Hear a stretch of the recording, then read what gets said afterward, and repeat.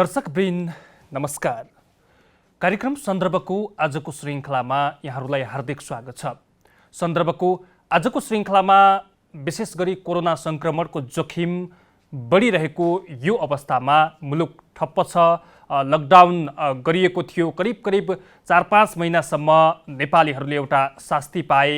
कोरोनाको जोखिमको दर अझै पनि दिन प्रतिदिन बढिरहेको अवस्था छ। यति बेला विद्यालय बन्द छन्, त्यसै गरी अन्य सङ्घ संस्थाहरू, निजी सेवा प्रदायक कम्पनीहरू सबै ठप्प बनेको यो परिस्थितिमा विद्यालयका शिक्षकहरूले सरकारी तलब खाएर कुनै पनि काम नगरेको र चाहिँ काम नगर्दाखेरि अन्य निजी क्षेत्रमा अध्ययन गराउने अर्थात् निजी स्कुलमा अध्ययन गराउने शिक्षकहरूले झन् पीडा पाएको यी यावत कुराहरू, यी यावत समाचारहरू बाहिरिरहँदाखेरि यतिखेर सरकारी स्कुलमा प्राध्यापन गराउने, अध्यापन गराउने शिक्षकहरू के गरिरहनु भएको छ र उहाँको दिनचर्या कसरी व्यतीत भएको छ, यो सवाल पनि उठाउनु पर्ने आवश्यकता ठानेर आज हामी यिनै विषयमा यिनै सेरोफेरमा रहेर कुराकानी गर्दैछौँ।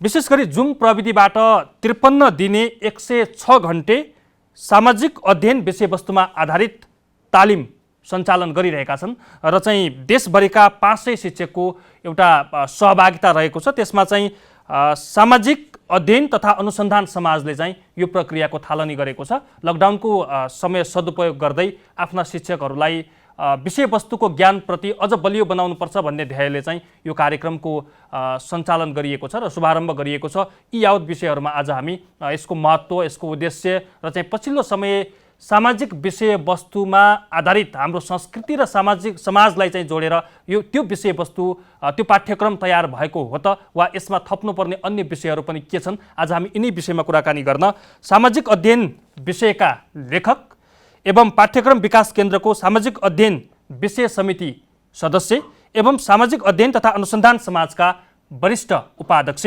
ध्रुवराज थापासँग कुराकानी गर्दैछौँ। थापाजी, यहाँलाई स्वागत छ। नमस्कार। विशेष गरी लकडाउनको पिरियडमा शिक्षकहरूले सरकारी तलब मात्रै थापे, केही पनि गरेनन् भनेर जुन यावत समाचारहरू आइरहन्छन् र तपाईँहरूको दिनचर्या चाहिँ साँच्चै सरकारले दिएको तलब मात्रै थाप्ने र चाहिँ घरमा बस्ने मात्रै हो या चाहिँ यो पिरियडमा केही नयाँ नौलो गर्नुभएको छ? यतैबाट सुरु गरौँ। हस्, प्रश्नको लागि धेरै धन्यवाद। अहिले समाजमा अहिलेको यो अवस्थामा उठिरहेको प्रश्न पनि हो यो, र यो प्रश्न चाहिँ शिक्षकहरूलाई नबुझ्नेहरूले गर्ने प्रश्न भयो। र हामीले यो सामाजिक अध्ययन तथा अनुसन्धान समाजले लकडाउन भएको केही समयपछि नै वैशाखतिर हामीले एउटा केन्द्रीय समितिको एउटा बैठक बसेर एउटा निर्णय गऱ्यौँ। यो अवस्थामा विद्यालय ठप्प छ, विद्यार्थीहरू घर घरमा छन्, शिक्षकहरू घर घरमा छन्। यो अवस्थामा हामी चुप लागेर बस्नु हुँदैन। हामीले क्षमता अभिवृद्धि गर्ने केही तालिमहरू चलाउनुपर्छ भनेर हामीले वैशाखतिर एउटा निर्णय गऱ्यौँ। वैशाख 6-7 गतितिर, 7-8 गतितिर एउटा निर्णय गऱ्यौँ र हामीले चाहिँ एउटा तालिम चलाउनुपर्छ भनेर त्यो निर्णय गऱ्यौँ।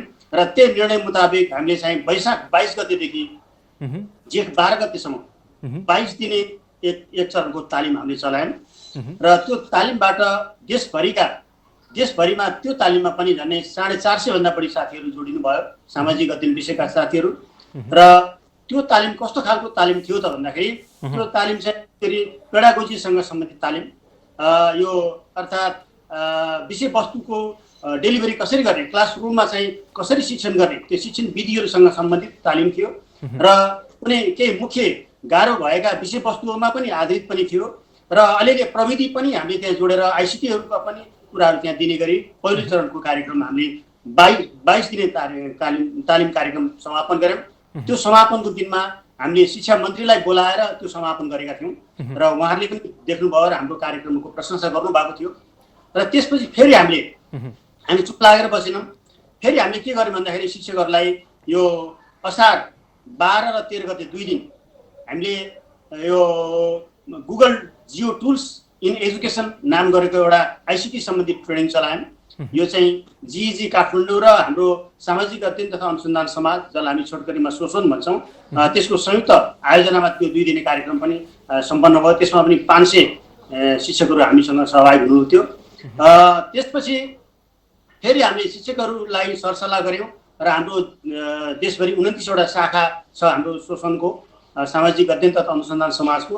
र ती शाखाका साथीहरूलाई हामीले सोध्यौँ र उहाँहरूसँग माग कलेक्सन गर्दा उहाँहरूले के भन्नुभयो भन्दाखेरि हामीलाई यो सामाजिक अध्ययन विषय भनेको चाहिँ यो मल्टिडिसिप्लिनरी सब्जेक्ट हो र यहाँ सबै कुराहरू त्यहाँ सबै विषयहरूको जानकारी राख्नुपर्ने हुन्छ त्यहाँ र इतिहास भूगोल अर्थशास्त्र यी सबै कुराहरूको बारेमा त्यहाँ नागरिक शास्त्रदेखि लिएर सबै कुराहरू राखिएको हुनाले हामी एउटै विषय पढेर आएकोलाई गाह्रो पर्ने भयो र विषयवस्तुमा आधारित तालिम चलाउनु पर्यो भनेर उहाँहरूले माग गर्नुभयो।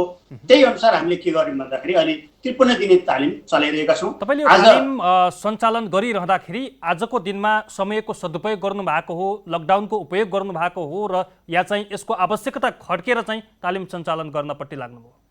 हजुर, कुरा दुइटै हो हजुर। किनभने अब हामीले चाहिँ समयको सदुपयोग पनि गरेको हो। यतिखेर हामी घरमा बन्दी भएको अवस्थामा हामी चुप लाएर नबस्ने, चुप लाएर बसेका हामी यो सन्देश दिन चाहन्छौँ। शिक्षक चुप लाएर बसेका छैनन्, शिक्षकले अवसर पाए पनि गर्छन् र शिक्षकले कसैले नभने पनि गर्छन् भनेर हामीलाई यो बाध्यता कसैले दिएको होइन, हामीलाई चाहिँ यो प्रेसर कसैले दिएको होइन। हामीले स्वतस्फूर्त रूपमा हामीले देशभरिका शिक्षकहरूलाई जम्मा गरेर एउटै फ्लोरमा एउटै प्लेटफर्ममा जम्मा गरेर हामीले जुम मार्फत भर्चुअल ट्रेनिङहरू हामीले गरिरहेको। हाम्रो एउटा कर्तव्यबोध पनि, हाम्रो संस्थाको एउटा कर्तव्यबोध पनि हो र हामीले यो लकडाउनको सदुपयोग पनि गरेको हो र यो अवसरको सदुपयोग भन्नु पर्यो।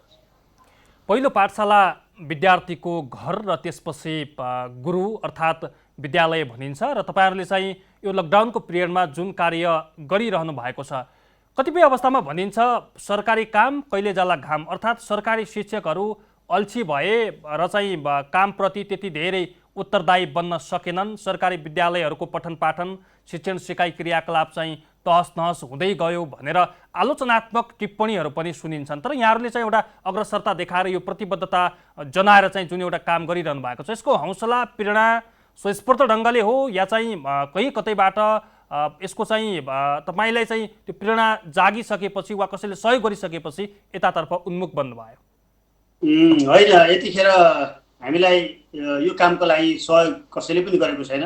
सहयोग गरेको भनेको चाहिँ हाम्रै सामाजिक अध्ययन तथा अनुसन्धान समाज का शाखाहरूले हामी मिलेर गरेको हो। मैले अघि पनि भनिसकेँ, हामीलाई न कुनै सरकारी क्षेत्रबाट हामीलाई सहयोग अथवा प्रमोसन यसो गरौँ यसरी जानु पर्यो अथवा तपाईँहरूले गरेकोमा धन्यवाद भन्ने कुराहरू पनि आएको छैन र कुनै सङ्घ संस्थाहरूले पनि हामीलाई सपोर्ट गरेको अवस्था होइन। यतिखेर हामीले केन्द्रीय समितिका सबै सदस्यहरूले हामीले अलिअलि 2-4 पैसा जम्मा गरेर जुनको लागि खर्च गरेर टाइम म्यानेज गरेर हामी आफै खटेर स्वतस्फूर्त रूपमा महत्त्वपूर्ण कामको लागि त सरकारले पनि इनिसिएसन लिनुपर्ने, तपाईँहरूको त्यहाँसम्म आवाज पुगेन कि तपाईँहरूले चाहिँ त्यो किसिमको चाहिँ सरकारलाई घचघचाउने लेभलतर्फ तपाईँ जान सक्नु भएन कि? अर्थात् चाहिँ सरकारको उदासीनता हो कि यो किन तालमेल मिलेन? होइन, यसलाई उदासीनता भनिहाल्न पनि नभनौँ, किनभने हामीले उहाँहरूसँग अनुरोध पनि हामीले गरेका छैनौँ। तर जे होस्, हामीले यो अब तेस्रो चरणको अहिले हामीले तालिम गर्दैछौँ। तेस्रो चरणको तालिम पनि आज 46औं दिनमा पुगिरहेको छ। अब 53 दिने तालिम भनेर हामीले घोषणा गरेका थियौँ। 53 दिनले भ्याउला जस्तो छ, झन् 60 दिन चल्ला जस्तो छ। आज 46 दिनको तालिम हामी 4:30 बजेबाट हरेक दिन चलाइराखेका छौँ र यो अवस्थामा देशभरि यो सामाजिक अध्ययन तथा अनुसन्धान समाजका कार्यक्रमहरू यसरी चलिरहेको छ। सामाजिक अध्ययन विषयका शिक्षकहरू यसरी खटिरहेका छन् र यसरी काम गर्ने कुराको प्रचार प्रसार भइसकेका छ र यस अवस्थामा हामीले कसैलाई हातगुहार गर्न गएका पनि छैनौँ र उहाँहरूले पनि यो राम्रो काम गर्नुभएको छ भनेर आउनु पनि भएको छैन। तर फेरि हामीले अनुरोध गरेर उहाँहरूलाई बोलाएको अवस्थामा फेरि हाम्रो कार्यक्रममा उहाँहरू आएर सम्बोधन पनि गरिदिनु भएको छ सरकारी प्रतिनिधिहरूले। शिक्षकहरूको सक्रियता चाहिँ कस्तो पाउनु भएको छ? शिक्षकहरूको सक्रियता अत्यन्तै उत्साहजनक छ। शिक्षकहरूकै सक्रियताका कारण, शिक्षकहरूकै लगनशीलताका कारण हामीले चाहिँ यो काम गरिरहेका छौँ। हामी देख्छौँ महिला शिक्षकहरू पनि र पुरुष शिक्षकहरू पनि बेलुकासम्म हामीले झन्डै 4:30बाट 6:30सम्म 2 घन्टाको तालिम भने तापनि कहिलेकाहीँ त्यो विषयवस्तु लम्बिँदै जाने क्रममा, त्यहाँ इन्ट्रेक्सन हुने क्रममा, छलफल हुँदै जाने क्रममा 7, 7:15 कहिलेकाहीँ त 7:30 पनि बजिरहेछ। त्यो स्थितिमा दूरदराजका महिला शिक्षकहरू समेत त्यसमा खटेर बरु घरको काम गर्दै गरेको पनि कहिलेका कदा त्यो झलकझुलुक दृश्यमा देख्न सकिन्छ र हाम्रो कार्यक्रम चाहिँ छोड्नु भएको छैन। उहाँले चाहिँ एकदमै उत्साहका साथ समावेश भइरहनु भएको छ र उहाँको प्रतिक्रिया पनि हामीले धेरै कुराहरू सिक्यौँ। अब हामीलाई क्लासमा जाँदाखेरि असाध्यै सजिलो हुन्छ। विषयवस्तुमा हामी क्लियर भइरहेका छौँ, धेरै हदसम्म क्लियर भयौँ भन्ने किसिमको उहाँहरूको भनाइ आएको छ। कतिपय हकमा यहाँले भन्नुभयो 500 बढी शिक्षकको त्यहाँ सहभागिता छ, जस्तो हाम्रो कार्यक्रम हेरिरहँदाखेरि अन्य शिक्षकहरूलाई पनि उत्सुकता जाग्ला, यो सामाजिक अध्ययन गराउने सामाजिक विषयगत शिक्षकहरू कतिपय शिक्षकहरू चाहिँ छुट्नु भएको होला। यो अवस्थामा चाहिँ उहाँहरू यसमा सहभागी हुनका निम्ति अर्थात् चाहिँ तपाईँहरूसँग जोडिनका निम्ति कुनै त्यस्तो प्रावधान छ? होइन, त्यस्तो केही प्रावधान छैन। हामीले खुल्ला रूपमा निःशुल्क रूपमा हामीले यो तालिम चलाइरहेका छौँ। यदा कदा यो पेन्डेमिक सिचुएसनमा कतिपय सङ्घ संस्थाहरूले चाहिँ विभिन्न नाममा चाहिँ पे किसिमका ट्रेनिङहरू चलाइरहेको, पैसा लिएर अलिअलि उहाँहरूको खातामा जम्मा गरेर अनि मात्रै ट्रेनिङ दिने भन्ने किसिमको गरिरहेको अवस्थामा हामीले निःशुल्क रूपमा, मैले अघि नै पनि यहाँहरूलाई मैले बताइसकेका छु, हामीले टोटल्ली निःशुल्क रूपमा हामीले यो कार्यक्रम चलाएका छौँ। र हामीले यो तालिममा जो कोहीलाई पनि, हामी सामुदायिक संस्थागत जो कोही शिक्षकलाई, देशभरिका शिक्षकलाई, विशेष गरी सामाजिक अध्ययन अध्यापन गर्ने शिक्षकहरूलाई हामीले खुल्ला रूपमा आमन्त्रण गरेका छौँ। र अहिले हामीले 500 सम्मको जुन क्यापेसिटी भएको हुनाले 500 भन्दा बढी हामी लिन सक्ने अवस्था छैन। अहिले करिब 500 चाहिँ फुल अवस्थामा हुनुहुन्छ सर। तपाईँले प्रावि र मावि तहका शिक्षकहरूलाई चाहिँ समेटेर जुन एउटा राम्रो काम गरिरहनु भएको छ, उहाँहरूलाई चाहिँ सामाजिक विषय प्रति उत्तरदायी बनाउन र विद्यार्थीहरूलाई पनि शिक्षण सिकाइ क्रियाकलापमा झन् सहज होस् भनेर यो एउटा परिकल्पना गरेर कार्यक्रम सुरुवात गर्नुभएको छ। यसको इम्प्याक्ट चाहिँ जस्तो शिक्षकहरूले यो तालिम लिइसकेपछि उहाँहरू के कुरामा सबल बन्नुहुनेछ? एकदम राम्रो प्रश्न गर्नुभयो यहाँले। शिक्षकहरूले यो तालिम लिइसकेपछि सबभन्दा पहिला त यो अहिले हामीले पछिल्लो चरणमा चलाएको तालिम चाहिँ विषयगत तालिम भएको हुनाले यो विषयवस्तुमा चाहिँ उहाँहरू दक्ष हुनुहुन्छ। दक्ष भन्नाले यो अर्थमा कि उहाँले दिनुपर्ने कन्टेन्टहरू के कति दिनुपर्ने र त्यो विषयवस्तुमा चाहिँ उहाँहरू चाहिँ जानकार हुनुहुन्छ। योभन्दा अगाडि चाहिँ उहाँहरूलाई गाह्रो थियो। किन गाह्रो थियो भन्दाखेरि यो मल्टिडिसिप्लिनरी सब्जेक्टहरू सोसल स्टडिज भनेको त्यहाँ सबै विषयवस्तुहरू त्यहाँ राखिएको हुन्छ। सबै सोसल साइन्सहरूबाट अलिअलि पार्ट्सहरू झिकेर यहाँ लिएर आइएर बनाइएको हुन्छ र त्यसले गर्दा सबैलाई सबै विषयवस्तुको जानकारी हुँदैन। सबैले भूगोल पढाइ हुँदैन, सबैले इतिहास पढाइ हुँदैन, सबैले राजनीति शास्त्र पढाइ हुँदैन, सबैले जनसङ्ख्या पढाइ हुँदैन, सबैले नागरिक शास्त्र पढाइ हुँदैन, सबैले यो सबै कुरा नपढेको अवस्थामा पनि शिक्षकले पढाउनुपर्ने अवस्था जुन थियो त्यो अवस्थाको समस्यालाई चाहिँ समाधान गर्न सहयोग पुगेको छ एउटा कुरो। अर्को कुरो साथसाथै शिक्षकहरूमा एउटा टेक्नोलोजीमा पनि वृद्धि भएको छ। उहाँहरू जुन चलाउन जान्नुभएको छ। यतिखेर हामीले जुनको बारेमा पनि योभन्दा अगाडिको ट्रेनिङहरूमा हामी उहाँलाई प्रविधि सम्बन्धी तालिमहरू दिएका छौँ। उहाँहरूले जुमहरू आफैले होस्ट गरेर विद्यार्थीहरूलाई क्लासमा बोलाएर अनलाइन क्लास लिन सकिरहनु भएको छ यो स्थितिमा। र प्रविधिमा पनि हामीले उहाँलाई पावर पोइन्ट बनाउने, स्लाइडहरू बनाउने, आफ्ना पाठहरू चाहिँ स्लाइडहरू मार्फतहरू देखाउने, अलिकति एट्र्याक्टिभ बनाउने कुराहरू समेत उहाँहरूलाई सिकाएको हुनाले शिक्षकहरू हरेक कुरामा पर्फेक्ट नभनौँ, हामीले चाहिँ उहाँहरूको चाहिँ प्रेजेन्टेसन अथवा उहाँको प्रस्तुति चाहिँ अवश्य पनि फरक हुनेछ। अब हामी अलिकति नीतिगत विषयतर्फ फर्क्यौँ। तपाईँ चाहिँ सामाजिक अध्ययन विषयको लेखक पनि, यहाँले चाहिँ धेरै पाठ्यपुस्तकहरू पनि लेख्नु भएको छ। तर भनिन्छ नि कतिपय ढङ्गमा नेपालमा कुनै पनि विषय लेख्दाखेरि र त्यसको राइटर हुँदाखेरि सिन्डिकेटको चलन छ। यो कारण सिन्डिकेट लागू हो लेखक बन्नलाई अर्थात् कुनै पनि विषय लेख्नलाई, वा चाहिँ यो भ्रम हो? यसलाई कसरी चिर्नुहुन्छ?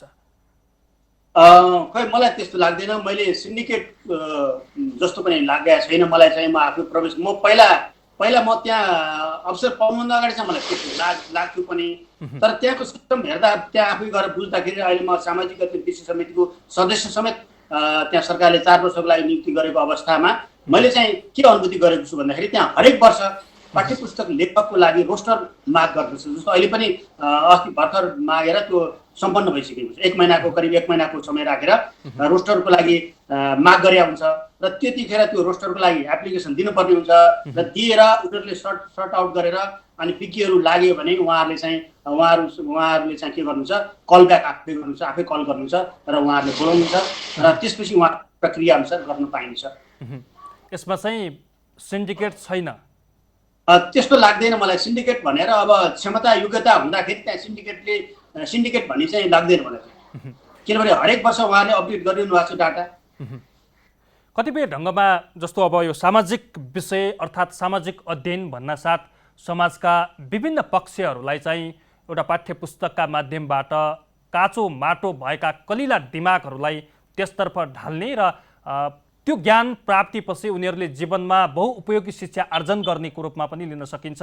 समाज भन्ने बित्तिकै हाम्रा समाजमा घटेका विभिन्न क्रियाकलापहरू, रीतिथिति, परम्परा, संस्कृतिलाई जोडेर जुन विषय स्थापित हुनुपर्ने थियो, जुन पाठ्यपुस्तक आउनुपर्ने थियो, कतिपय विषयवस्तु नअटाएको जस्तो भान हुन्छ, कतिपय विषयवस्तु अपुग जस्तो, अधुरो जस्तो, यो यहाँलाई लाग्दैन?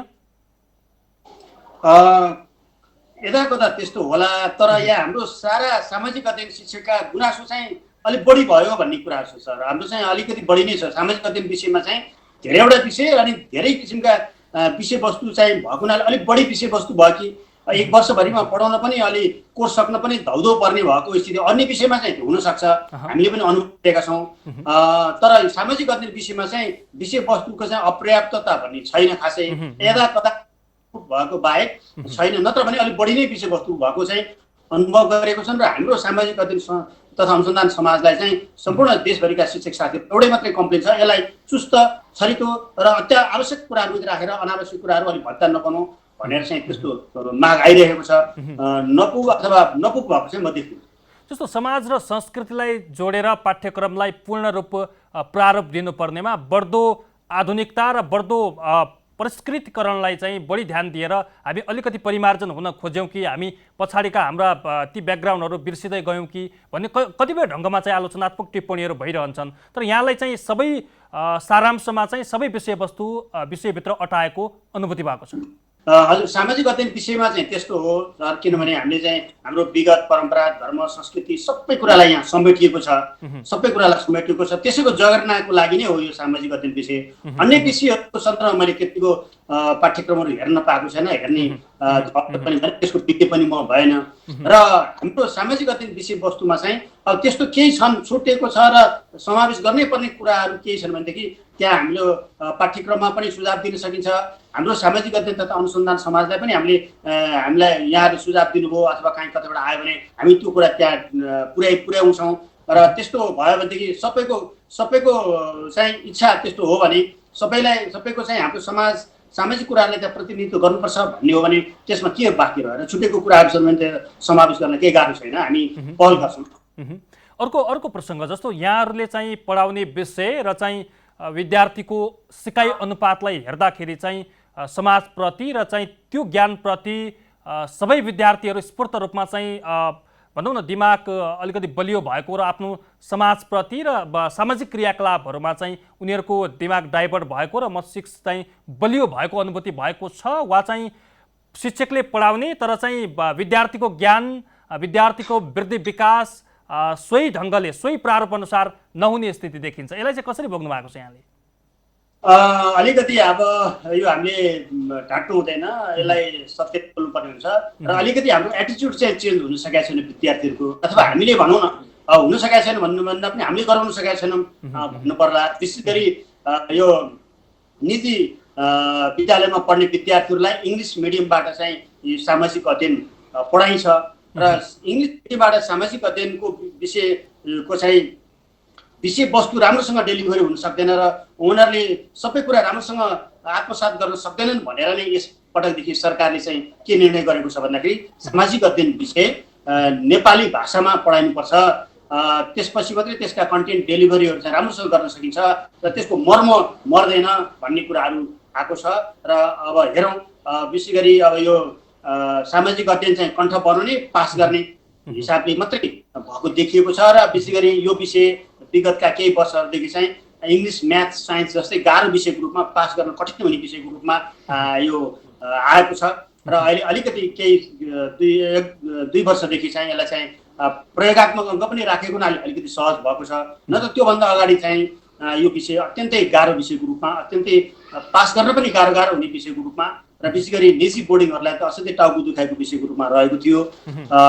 त्यस हुनाले यो वास्तवमा सामाजिक अध्ययन पढिसकेपछि त्यो समाज अनुकूल, समाजमा घुलनशील अथवा समाजमा घुलमिल हुन सक्ने र समाजमा चरित्रवान, नैतिकवान र आदर्श नागरिकको रूपमा तयार हुनुपर्ने हो। तर समाज कता जाँदैछ भन्दा उदण्ड विदण्डतिर नै गइरहेको अवस्था छ। यो अब कहाँनिर छ? अब शिक्षकको मात्रै गल्ती कमी होइन होला, यो इन्भाइरोमेन्ट, यो सबै परिवेशको पनि हुन सक्ला। यस कुरामा शिक्षक, विद्यार्थी, पाठ्यक्रम र सिङ्गो राष्ट्र नै सचेत भएर लाग्नुपर्ने देख्छु म। हामी अब अन्तिम खण्डमा छौँ। यतिकै बेला मुलुक चाहिँ कोरोनाको त्राहिमाममा छ, कोरोना सङ्क्रमण बढ्दो क्रममा छ, विद्यालयहरू ठप्प छन्, सिकाइ क्रियाकलापहरू ठप्प छन्, निजी संस्थाहरूले, निजी विद्यालयहरूले चाहिँ विद्यार्थीहरूलाई बढ्दो प्रविधिको प्रयोग गरेर पठन पाठन गराइरहेका छन्, तर सरकारी विद्यालयको हकमा पठन पाठन ठप्प भएको छ र सरकारले अहिलेको अवस्थामा सरकारी विद्यालयमा अध्ययन गर्ने विद्यार्थीहरूका लागि चाहिँ कुनै त्यस्तो रणनीति एक किसिमले एफएम रेडियो मार्फत र टेलिभिजन मार्फत केही समयका लागि चाहिँ कार्यक्रम सञ्चालन भए र त्योभन्दा बढी अरू विकल्प केही पनि हुन सकेको छैन। यो अवस्थामा यहाँहरूको सुझाव के छ? सरकारलाई कसरी अगाडि बढ्नुपर्छ? कोरोना एकैचोटि निपठ्यान्न पार्न सकिने, एकैपटक सबै कुराहरू ठिक हुने, सबै तन्दुरुस्त हुने भन्ने पनि छैन। यो लामो समयसम्म जाने एक किसिमको खतरा पनि देखिएको छ। यो अवस्थामा चाहिँ तपाईँहरूले सरकारले दिने सुझाव के हुन्छ?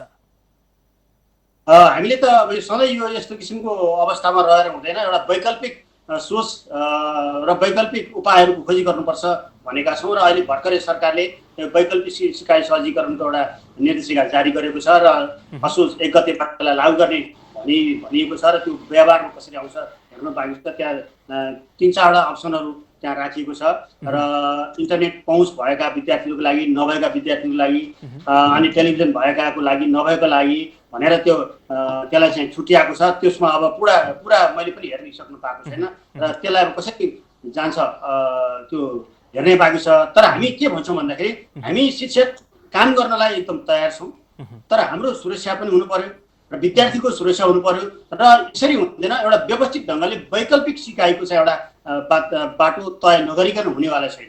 जहाँ इन्टरनेटको पहुँच हुनसक्छ त्यो गर्नु पर्यो। के अहिले सकिन्छ नि, दुनियाँ अनेक ठाउँमा खर्चहरू भइरहेका छन्। सबै शिक्षकलाई एउटा ल्यापटप, देशभरिका शिक्षकहरूलाई एउटा ल्यापटप दिने र उनीहरूलाई त्यो प्रविधिमा अलिकति जागरुक गराउने पनि गर्न सकिन्छ नि। अहिले शिक्षामा हुने खर्च, अहिले विद्यालयमा हुने खर्च, विद्यार्थीको लागि हुने खर्चमा त अहिले कटौती आएको छ। अहिले विद्यालय नभएको अवस्था यो बेलामा चाहिँ आइसिटीमा खर्च गर्नु पर्यो र विद्यार्थीहरूलाई इन्टरनेटको प्याकेजहरू दिएर सस्तोमा इन्टरनेटको प्याकेज दिने एउटा व्यवस्था गर्नु पर्यो।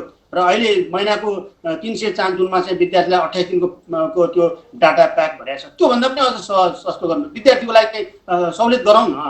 विद्यार्थीलाई सामान्य अवस्थाका विद्यार्थीलाई, सामान्य घर परिवारको अवस्थालाई गाह्रो छ त्यो महिनामा त्यो खर्च गर्नुपर्ने। त्यस कारणले सस्तो प्याकेज लिएर अथवा विद्यार्थीले को लागि आवश्यक पर्ने मोबाइलै पनि एउटा विशेष किसिमको त्यो लिएर आएर त्यहाँ सस्तोमा दिने एउटा बाटो पनि गर्न सकिएला। अथवा के गर्न सकिन्छ, वैकल्पिक उपायहरू चाहिँ प्रशस्त वैकल्पिक उपायहरूको खोजी गरेर हामी एउटा वैकल्पिक उपायमा जानै पर्ने हुन्छ भन्न चाहन्छु म। र हाम्रो संस्था जस्तो यो सामाजिक विषयको हकमा नि कतिपय सवालमा धेरै इभेन्टहरूमा कुरा उठ्ने गर्छ।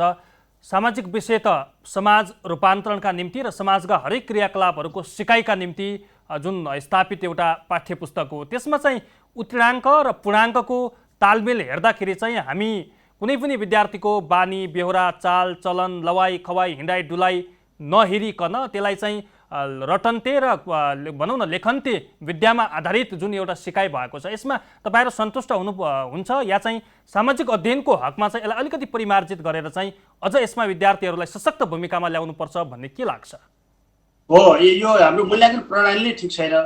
किनभने हामी पुरानै परम्परागत मूल्याङ्कन प्रणालीमा छौँ। थोरै प्र्याक्टिकल मार्क्सको कुरा गरिएको छ। 25 अङ्कको चाहिँ प्रयोगात्मक अङ्क भनेर राखिएको छ र 75 पूर्णाङ्कको चाहिँ सैद्धान्तिक परीक्षा हुन्छ। र त्यही सैद्धान्तिक परीक्षामा पनि कुनै विद्यार्थी फेल भयो भने र त्यो विद्यार्थीले केही नजानेको त, सामाजिक अध्ययनको कुरा केही नजानेको त, केही व्यवहार उसको चेन्ज नभएको त होइन। हामी चाहिँ के भन्छौँ भन्दाखेरि विद्यार्थीको हरेक स्टेप बाई स्टेप उसको चाहिँ इभ्यालुएसन हुनुपर्छ। उसको सामाजिक गुणहरू उसमा के कति आएको छन्, परिवर्तन के कति भएको छन्, उसमा सोसाइटीसँग रिलेटेड कुराहरू के परिवर्तन आएको छन्, ती हरेक कुराहरूको स्टेप बाई स्टेप उसको चाहिँ इभ्यालुएसन हुनुपर्छ। त्यसरी चाहिँ मूल्याङ्कन गर्नुपर्छ भन्ने चाहिँ हाम्रो सोचाइ हो। तर अहिले त्यो हुन सकिरहेको छैन। सरकारले त्यो पुरानै पद्धतिको मूल्याङ्कन पद्धति राखिएको छ। त्यो गर्दाखेरि चाहिँ सामाजिक अध्ययन विषयको चाहिँ राम्रो मूल्याङ्कन भएको हुँदैन। लेखाइले मात्रै हुँदैन, त्यो 2.5 घन्टाको लेखाइमा उसले कुन अवस्थामा कसरी लेख्छ त्यो आधारमा उसलाई सामाजिक अध्ययनमा फेल भयो पास भयो भन्ने चाहिँ त्यो वास्तविक मूल्याङ्कन हुँदैन। हस्, यहाँको महत्त्वपूर्ण समय र यो लकडाउनको बेला, कोरोनाको त्रासका बेला तपाईँहरूले शिक्षकहरूलाई अझ मजबुत र उनीहरूको चाहिँ ज्ञान अभिवृद्धिका निम्ति चालेको कदमको सारणीयता प्रकट गर्दै आगामी दिनहरूमा पनि यहाँका यस्ता क्रियाकलापहरू अगाडि बढ्दै जाउन् शुभकामनासहित म यहाँलाई धेरै धेरै धन्यवाद दिन चाहन्छु। हस्, धन्यवाद। दर्शकवृन्द, कार्यक्रम सन्दर्भको आजको श्रृङ्खलामा कोरोनाको सङ्क्रमणको दर उच्च भइरहेका बेला र मुलुक स्तब्ध र ठप्प भएका बेला शिक्षकहरूले के गरिरहेका छन् र विशेष गरी सरकारी विद्यालयहरूमा अध्यापन गराउने शिक्षकहरू तलब थापेर घरमै बसिरहेको भन्ने जुन जति पनि टिका टिप्पणीहरू आउँथे र त्यो बेलामा शिक्षकहरूले गरेका विभिन्न क्रियाकलापहरू र विभिन्न विषयवस्तुका शिक्षकहरूलाई क्रमशः हामी यस कार्यक्रम मार्फत जोड्दै जानेछौँ। आजका लागि सन्दर्भको समय सकिएको छ। खेम्बम बिदा हुन्छु। नमस्कार।